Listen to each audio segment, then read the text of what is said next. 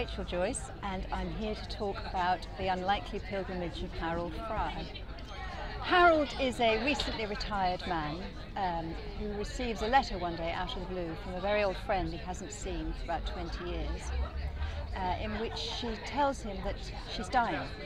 And he writes a rather inept reply and goes to the post box and sort of makes a decision in that moment, really, that a letter isn't enough.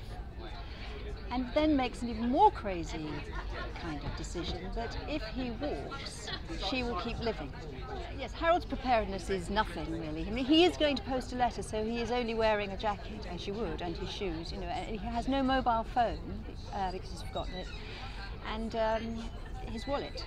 But he's going to post a letter, so you wouldn't really be wearing walking boots. So he's wearing the clothes you just go out in. Harold, for me, is an ordinary man. And what I suppose I mean by that is that he can be an everyman, but that he doesn't see himself as anything so high and mighty. He just sees himself as another person you would pass with a letter in his hand. And I think maybe that humility about him is what makes him open to all the things that happen to him. And maybe that's what makes him an everyman, but certainly I wasn't intending that specifically. When I write a radio play, normally, you've been commissioned on the idea. So this began as a play for 3 people, which would last 45 minutes with 7,500 words. And it was very much the bare bones of the story, but it was about a man going to post a letter, and Maureen was in it, and then there was the voice of Queenie. But really the people that he met along the way couldn't be in it because we didn't have the budget for all the people along the way. So it was just Harold and Maureen. And so what was so sort of liberating writing the book was being able to encompass all those other things and not simply telling the story through the dialogue anymore. The title for the book wasn't there from the beginning. When it was a radio play, it was called To Be a Pilgrim, as in the hymn and the bunyan. And when it came to the book, I think we felt that it needed to be a title that would seem a wider title, because I didn't want people feeling that the book was something that it isn't quite. So then it was just a question of casting around for a title that maybe had Harold's name in it, and then we thought maybe Pilgrimage.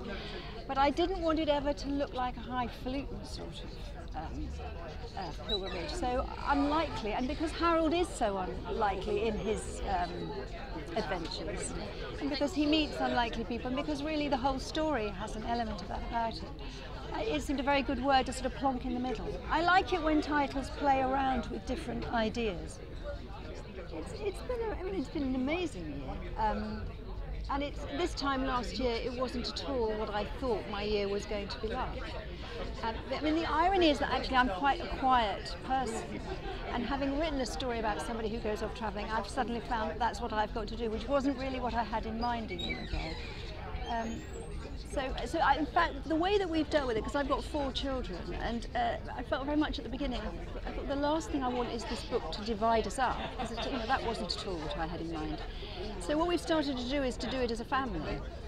So if I have to do sort of publicity, we tend to go together if we can. Although having said that, my children are now actually quite bored with the whole thing. But I mean, it's been a whirlwind of a year.